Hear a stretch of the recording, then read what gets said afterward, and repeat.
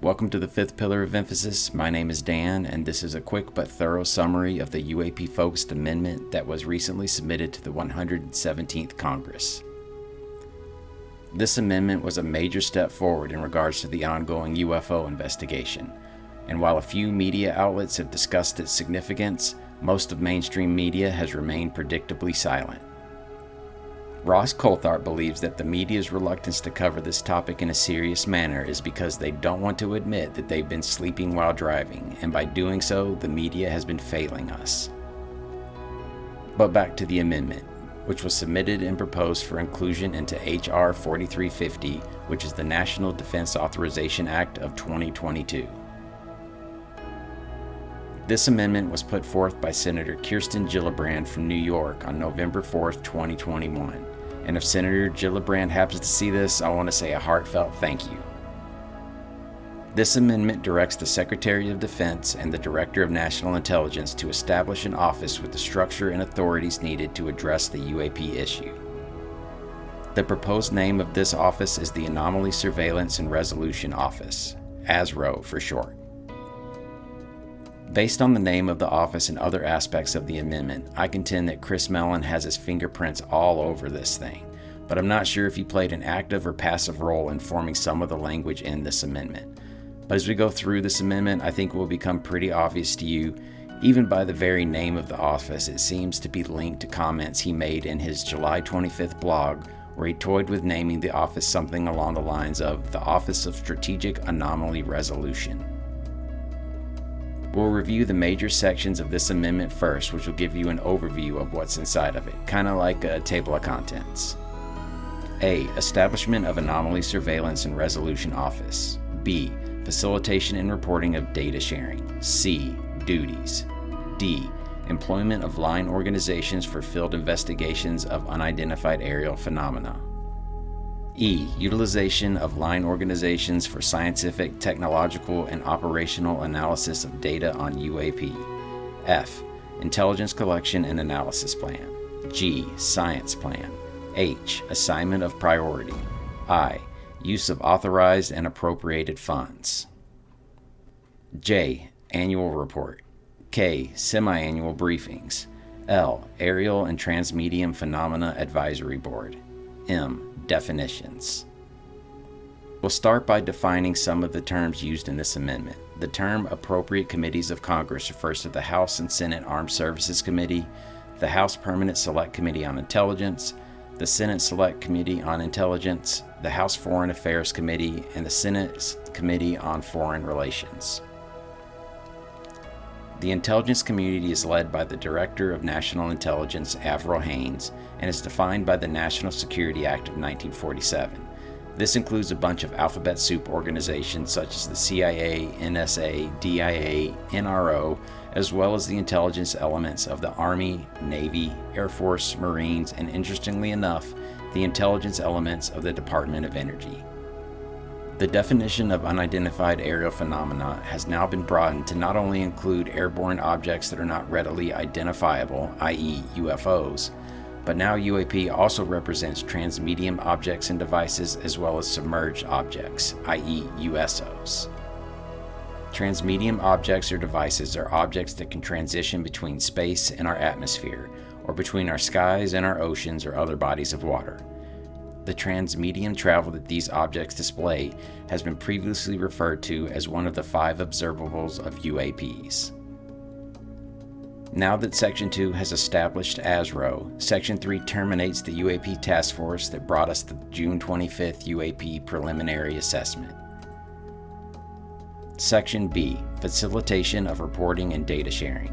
The DNI and SecDef shall require that each element of the intelligence community and the Department of Defense make any data relevant to the investigation of UAPs immediately available to ASRO. This includes any military, DoD, intelligence community contracted civilian personnel who report incidents of or information about UAPs, including adverse physiological effects that resulted from incidents involving UAPs. The admission of these physiological effects associated with UAP encounters is just now being officially acknowledged. These physiological effects have just recently been used to add a sixth observable to the list, which has been coined biological effects. Section C, Duties. Synchronize and standardize the collection, reporting, and analysis of UAP incidents and any associated adverse physiological effect across the DoD and intelligence community.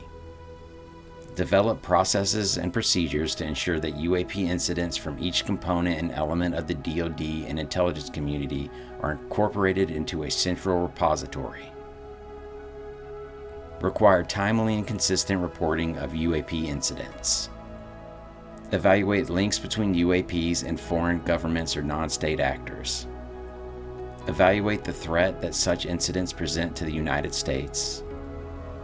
Coordinate with other departments and agencies of the federal government, including the FAA, NASA, DHS, NOAA, and the Department of Energy.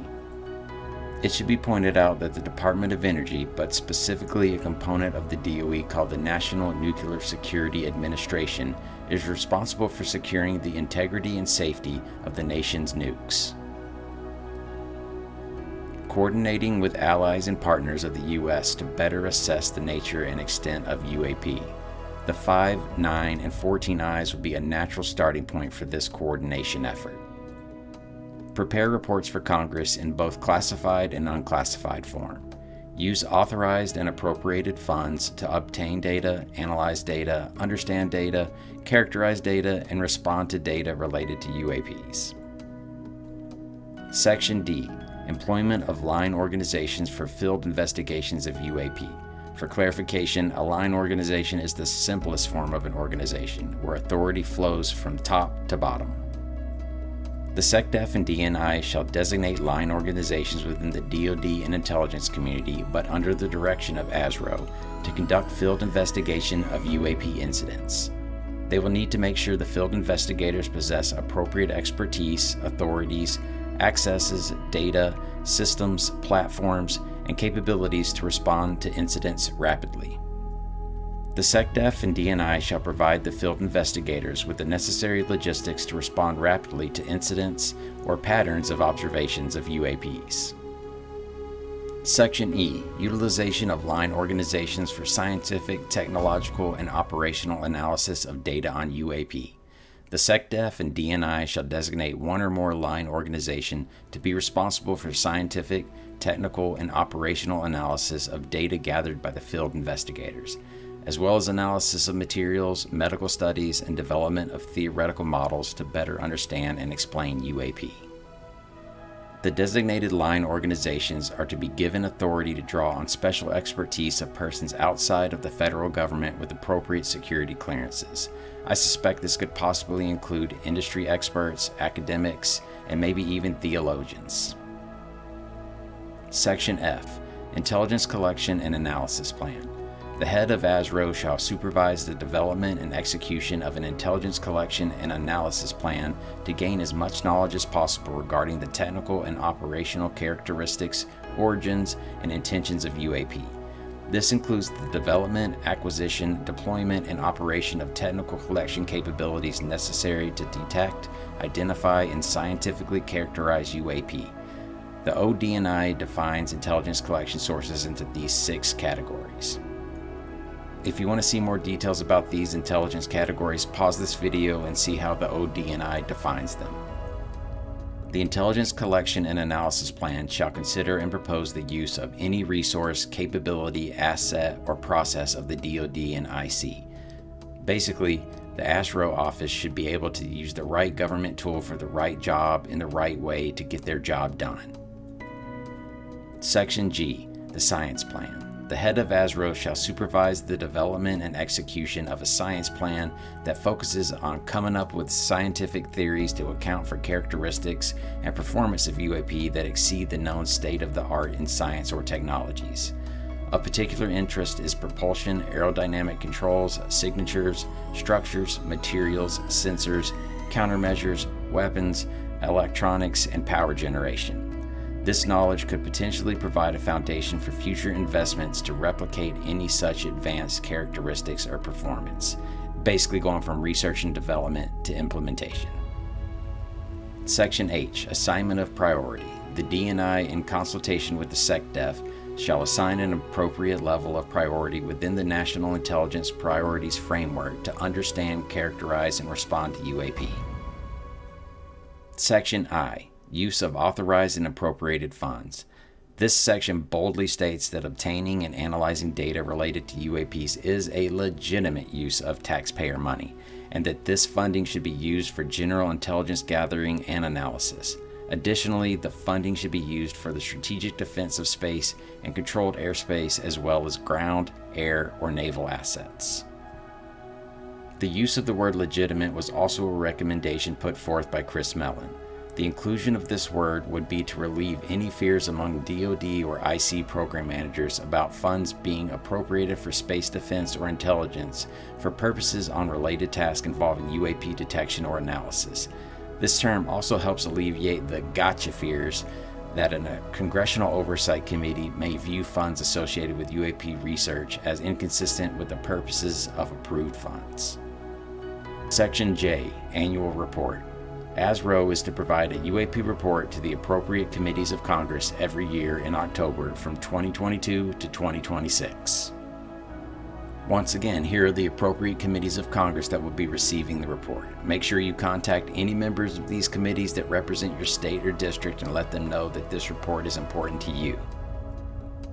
Elements of the report include an analysis of data and intelligence received through reports of UAPs, as well as an analysis of data collected through geospatial, signals, human, and measurement and signals intelligence sources. The report also includes the number of reported UAP incidents over restricted U.S. airspace and an analysis of those incidents. The report shall include identification of potential aerospace threats by UAPs to the national security of the U.S., and an assessment on whether or not any of the reported UAP activities can be attributed to adversarial foreign governments. The report shall also include an analysis pertaining to whether any of the UAP incidents of patterns observed could be a potential indicator that an adversarial foreign government may have achieved a breakthrough aerospace capability. And just like Marco Rubio said back in 2020, if it's something outside this planet, that might actually be better than the fact that we've seen some sort of technological leap from the Chinese or Russia. The report shall include an update on the U.S.'s effort to coordinate with its allies and partners on the effort to track, understand, and address UAPs. The report shall include an update on any efforts to capture or exploit discovered UAP. The term discovered makes me think about the rumors of UAPs being discovered during archaeological digs, and the term capture might be the only term in the amendment that I think sounds like a bad idea. Not a fan of us trying to grab the tiger by the tail. The report will also include an assessment of health-related effects of individuals that have encountered UAPs, so biological effects have moved out of the shadows and are now being discussed in the open. The next section of the report is a game changer in my opinion, because it appears to acknowledge the link between UFOs and nukes, much to the delight of Robert Hastings and Robert Salas. The report shall include the number of reported incidents of UAPs associated with the military strategic nukes, as well as nuke-powered ships and submarines. The next section of the report delves even deeper into the UFO and nukes connection, by requiring that the NNSA that reports to the Department of Energy to report the number of incidents associated with UAPs and assets associated with the production, transportation, and storage of nukes.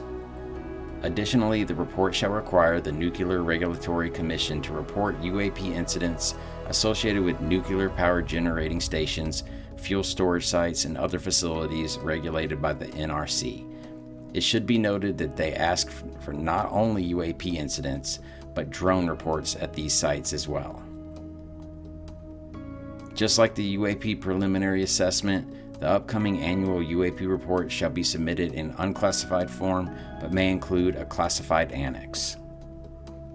In addition to the annual report, the head of ASRO is to provide the Armed Services Committees and Intelligence Committees with classified 180-day reports until the end of 2026. The first of these briefings shall include all UAP incidents that were reported to the defunct UAP Task Force after June 24, 2021. which basically includes any incidents from the day that the UAP preliminary assessment was published. The subsequent briefings will include UAP incidents during the previous 180 days, as well as any UAP-related events that were not included in an earlier briefing due to delays in the reporting system.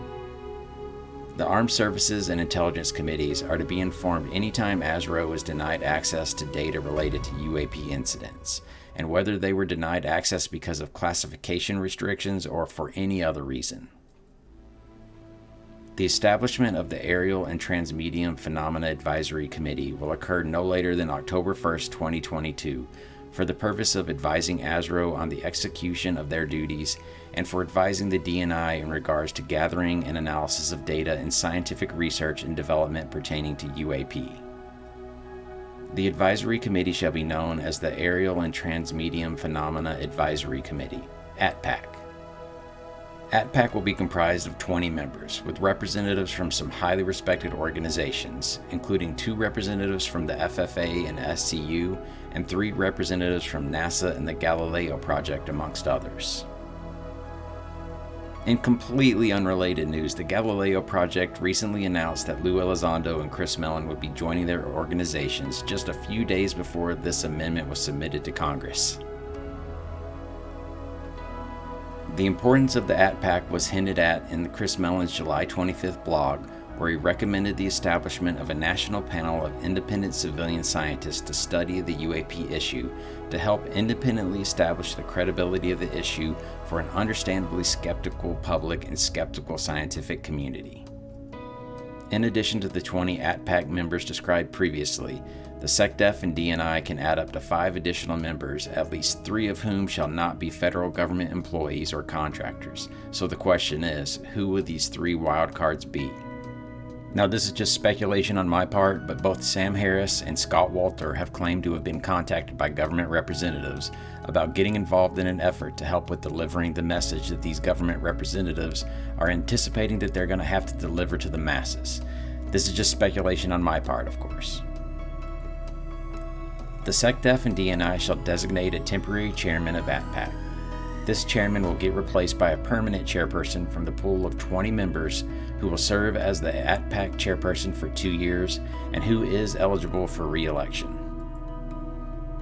At the request of the head of ASRO, the ATPAC may provide expert assistance or advice to the field investigators or data analysts.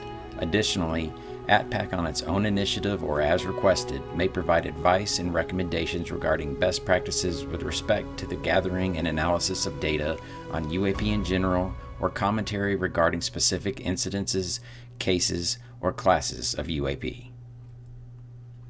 At the end of every year, ATPAC shall submit a report summarizing its activities and recommendations to the DNI, the SecDef, the head of ASRO, and the Armed Services and Intelligence Committees of the Senate and House of Representatives.